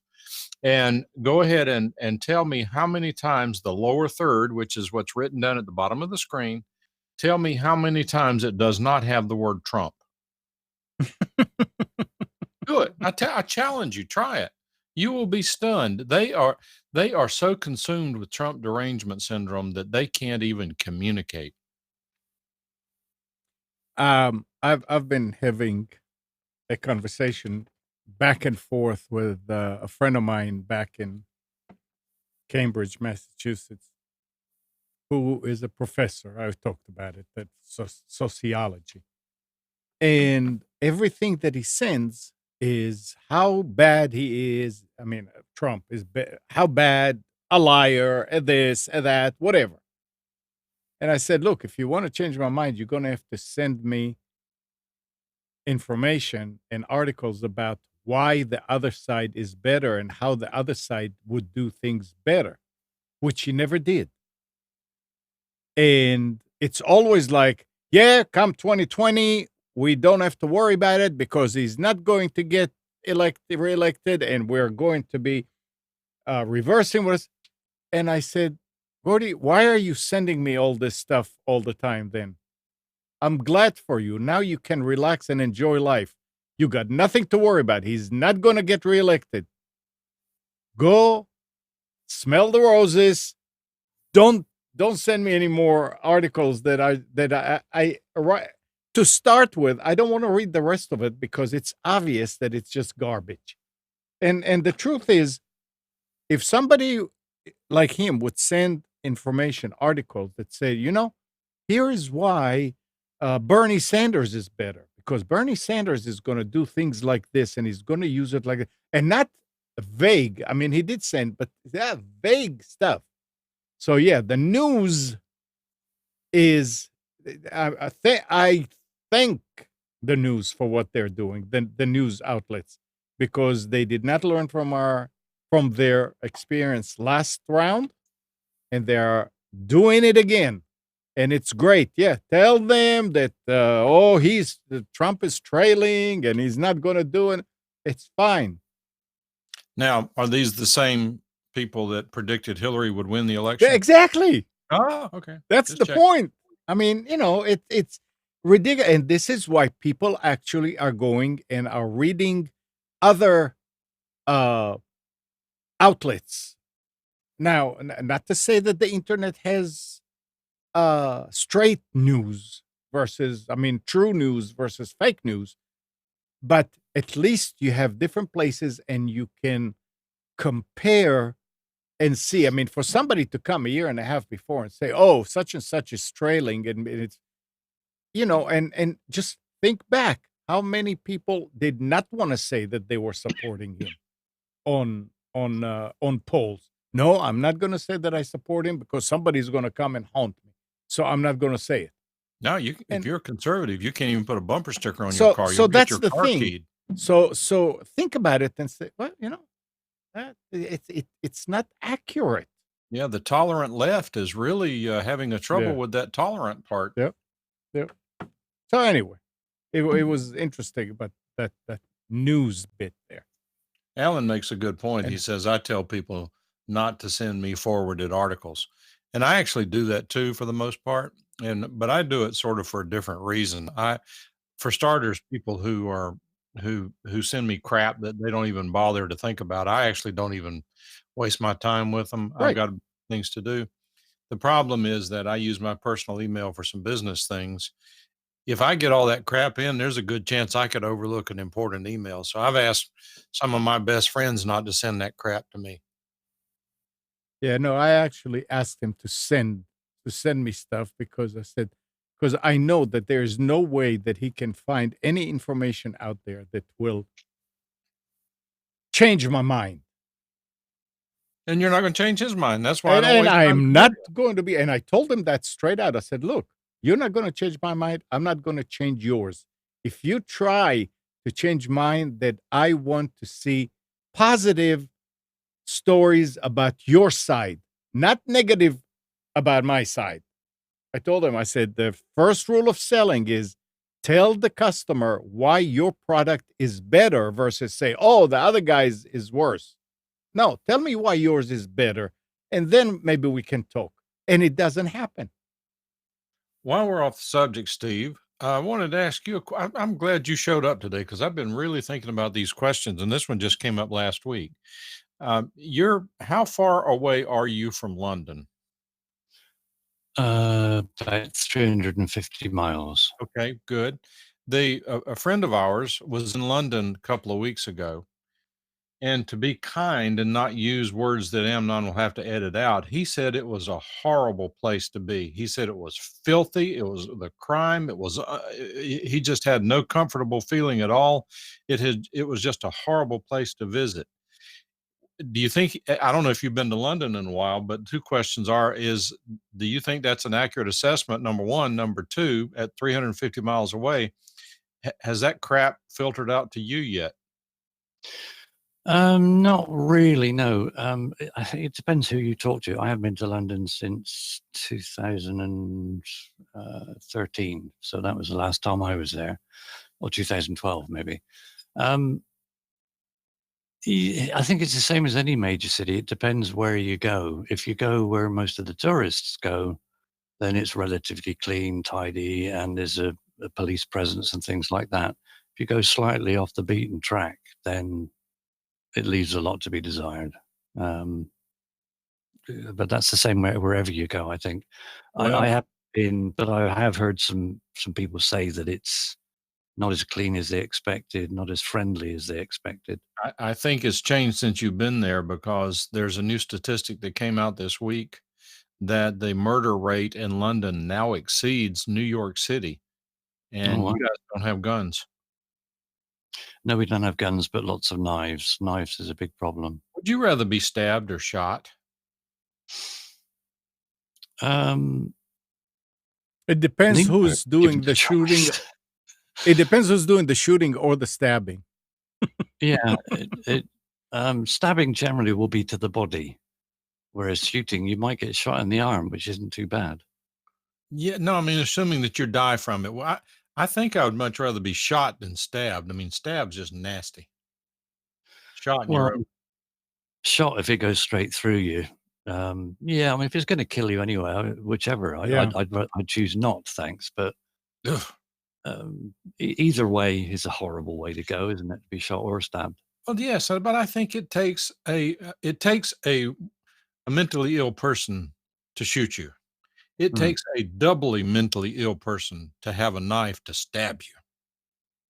Well, I mean, you see some things on the TV sometimes over here where people are just walking down the street minding their own business, and some idiot will walk up to them with a knife and say, "Give me your watch, give me your jewelry, give me your money, give me your phone." They even spraying acid in people's faces, Oh or my. bleach and things like that, and snatching their phone off of them and then riding off on a moped or small motorbike. Scary. Mm. And on a more positive note, anyone who uses Roku, I learned something yesterday or day before I didn't know about. Don't know if you have any interest in it. You can add a channel to your Roku called Paramount Network. It's the old Paramount TV studio, movie studio logo. I don't know if it's probably not the same company, but it's called Paramount Network. Just add the channel. There is a show there that a friend of mine recommended that we watch. I think so far there are 9 episodes. There are 10 episodes. They just started series 2, and the name of the show is Yellowstone, starring Kevin Costner. The first episode is an hour and a half. We watched it last night. It's kind of thick. I think it's kind of new age stuff, not the way movies used to be, but we about halfway through, we almost stopped watching it. I mean, it was just losing us. But it sort of picked up from there and got interesting. We're going to watch episode 2 to see if it's any better. But we have a really good friend who likes the show, really likes it, insisted that we watch it. So we're going to watch one, maybe 2 more episodes and see if it gets better. But it's Kevin Costner. I mean, he's not a bit rate actor. And Alan says, and this is good to know because it makes more sense now. Paramount Network used to be Spike. Yeah, it's on cable. I don't know that I ever watched Spike, but they only have they have a commercial breaks in them, which is fine because it's free. But their commercial breaks are only 45 seconds. I'll sit through that for free TV. Well, Talking about uh series and stuff, Nick was telling Kathy to watch Chernobyl. Oh, yeah, and somebody wants us to watch it, and I was glad you brought that up because I want to know what she said. Kathy watched the first one. About halfway through it, she came in the office. I was with Nick on Skype, and she said, I don't think I can watch any more of it. It's so intense. She did go and watch the end of it, but apparently it's really something. I think it's a 9 episode. About what? Is it about the It's disaster? yeah. The disaster and the management of it. I just started watching. It's very well done. I don't have much to say yet. That means your Skype is ringing. No, but I don't have a button to answer. But that's what I was trying to see. Which machine was doing it? Was it 2K voice or 2K now? That's interesting. There's nothing. Whoever called, call back. He'll figure it out. Yeah.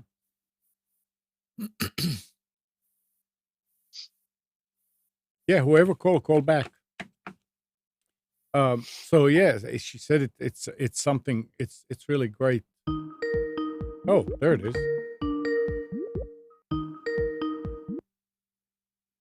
Yeah. Yeah. Hello. Hello, this is Gene. Hey. How you doing? Am I on the show? Yeah, you're on the show. You're on the air. Okay. I might be a little behind times, but last Sunday, the reason I was not listening to the show, I was fishing with my son up at Car Lake, and he had these sunglasses on, and he was humming along. And I said, what are you doing, singing? And he said, no. He says, I'm listening to music. I says, you are? He says, yeah. He says, I got a pair of these Bose sunglasses. And he said they got speakers in them, bone-conducted speakers. And I can make telephone calls. As long as I got a pad to my phone, I can listen to music. I can do everything. So I said, gee, I'm going to go try that. I never heard of those things. You guys might have, maybe Nick has. I don't know. But anyway, I go on Amazon and I come up with one that's called Smart Sunglasses G1 Bone Conduction.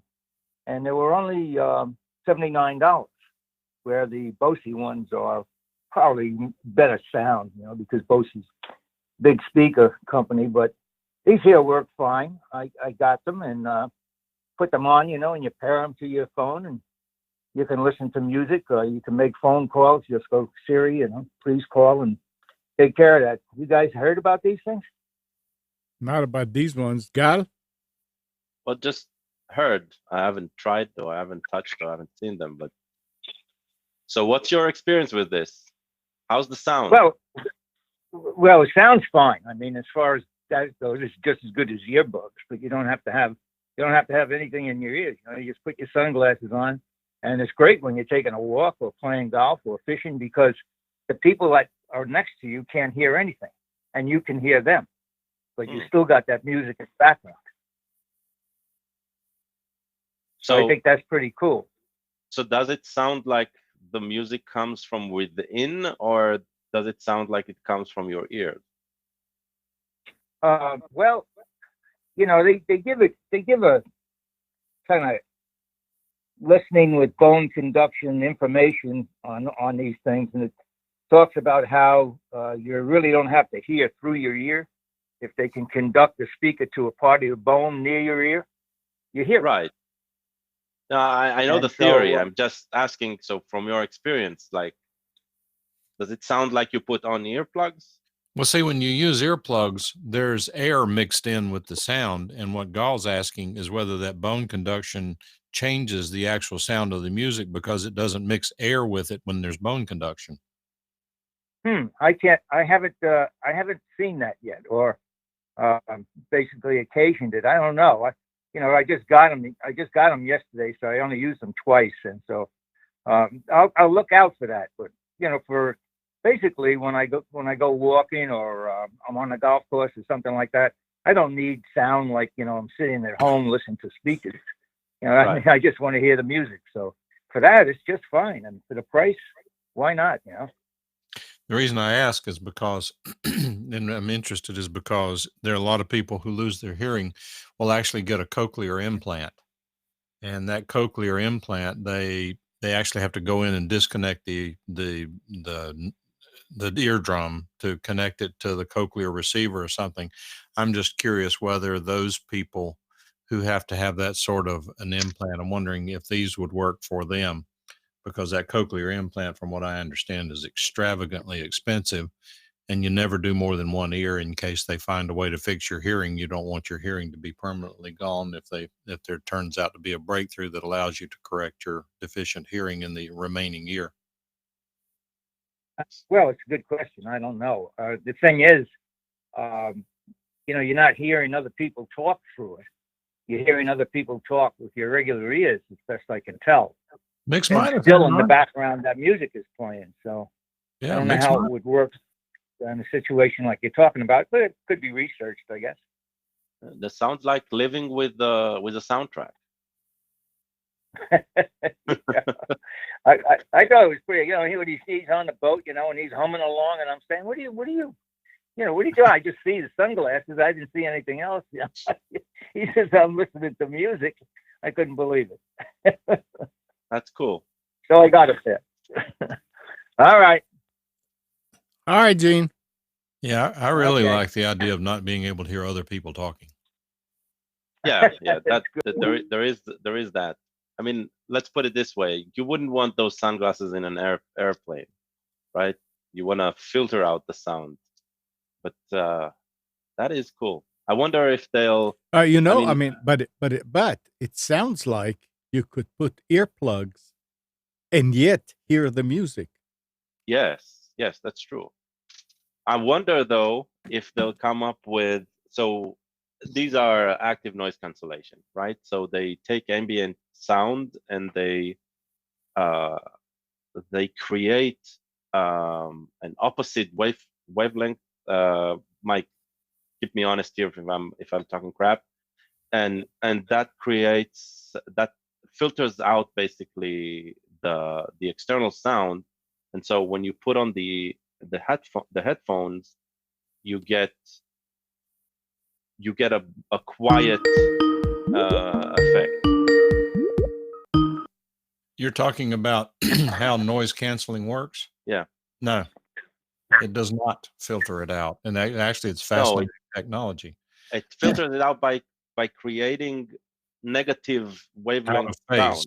Yeah, out of phase sound. So what you actually get is twice the sound, but since they're out of phase, you can't hear it. Right. So it is energy-wise, right?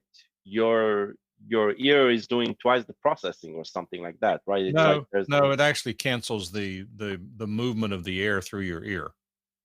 So there's hey guys, my concern with it. What's that? I'm back.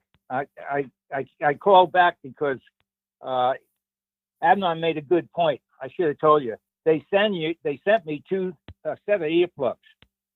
So if I want to drown out, my noise coming through my ear, I can use the earplugs, and I just hear the bone conduction sound. Yeah. So they do send two earplugs to you in a package. Yeah, I don't want to hear it $80 badly enough, but I do want to hear them one day. Okay, well, you can go up to 200. Bosie's got them real expensive ones, and they probably sound great. But yeah, that's Amnon. I don't need that quantity.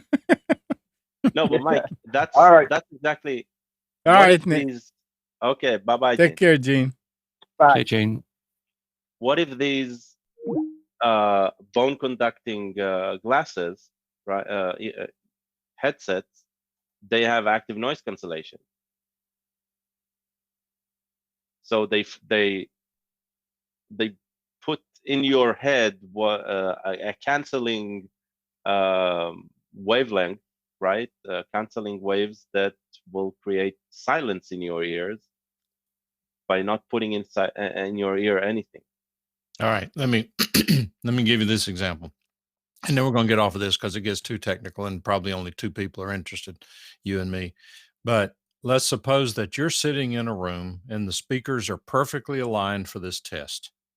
And in this one speaker, you're generating 1,000 hertz sine wave at 50 watts output. And I mean, this sound wave is blowing you out of the room like crazy. You're in an anechoic chamber, so take out all of the reflections and all that.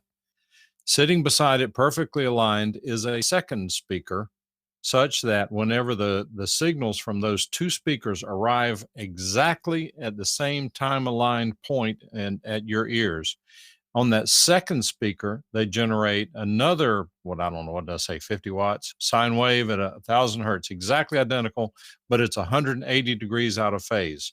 Would you agree that you are being hit at your body with 100 watts output at that point in time, 50 plus 50? Would you agree with that? Yeah. Okay. If they are perfectly aligned, you will hear nothing. Right. Yeah, I know. I know this test from Science Museum. Not having to respond to it because they've canceled each other out in free space. So that's the question. Yeah, well, think about it this way. Think about it just 1 second. I just now thought about this as an example of something you can see.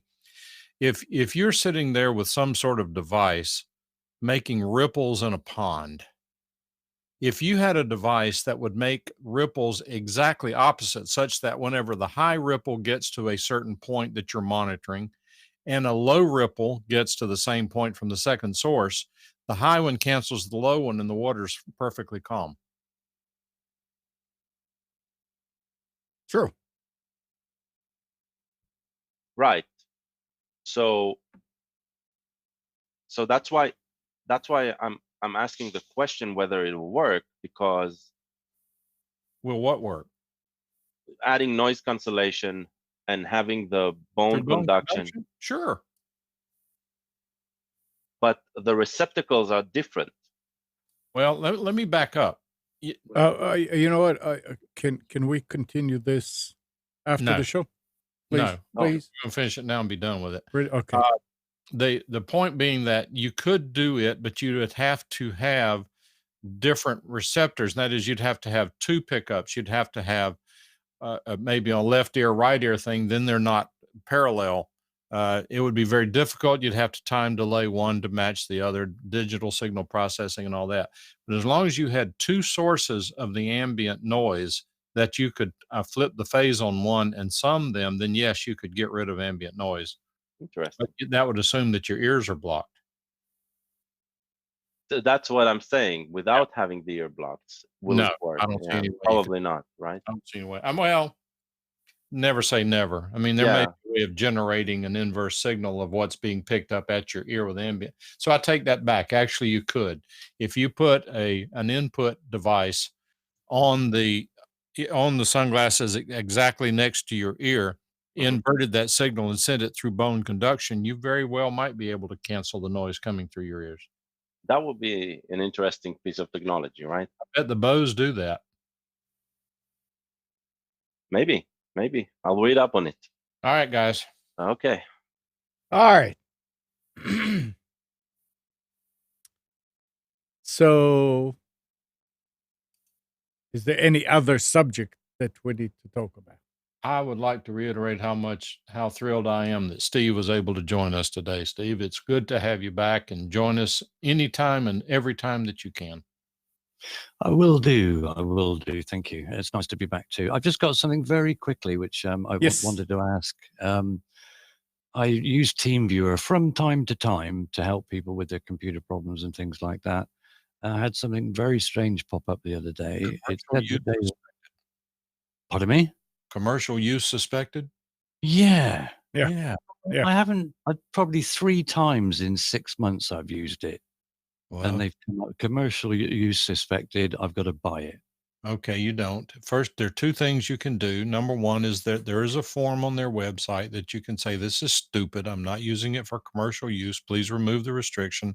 I filled out one last week after I blasted them on Twitter, and they responded saying, "Oh, we're so sorry to hear about it," because my tweet also included an information saying that don't waste your time with TeamViewer. There is another product called AnyDesk, ANYDESK.com, that doesn't have the same false positives, and it was written by the same people who created TeamViewer. All right. Okay. And it works fantastically well. Yes. Well, I looked into it quickly because I was in the middle of trying to help somebody, and I found Cloudberry, program called Cloudberry, which is looks virtually the same and is free. Yep. Doesn't matter if you use it for commercial use. So I just wondered if anyone had any experience with Cloudberry remote assistant. AnyDesk is free as well for non-commercial use. Oh, okay. Well, at least there's other alternatives, because years ago there was no other alternative. So it's nice to know that there is. That's all I had. Oh, very good. It's cloudberrylab.com. Yeah. Okay. All right. So,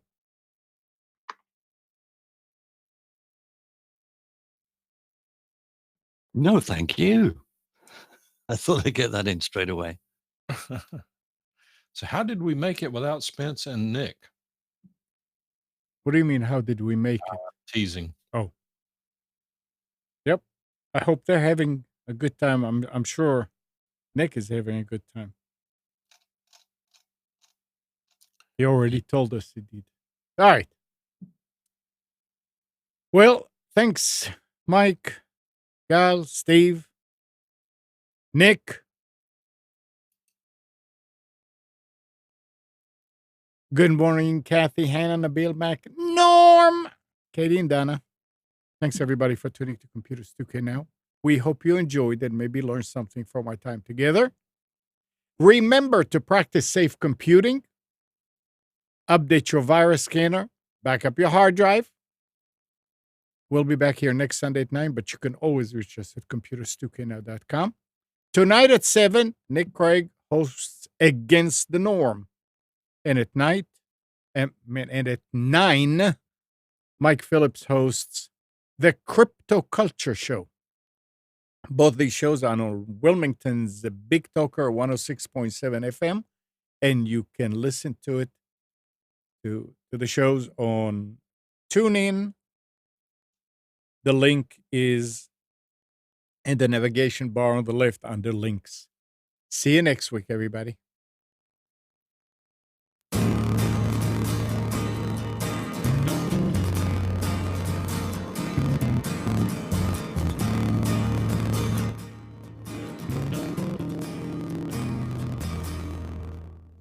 You are tuned to the Nissan Communications Network. If you tuned in too late, you can always watch each program in its entirety or download an MP3 audio file of it in the archive section at nissancommunications.com. Don't forget to subscribe to our YouTube channel, follow us on Twitter, and like us on Facebook. Sponsored by Telestream's Wirecast software, StreamingGear.com, Carolina Apparel, and DeltaForce.net.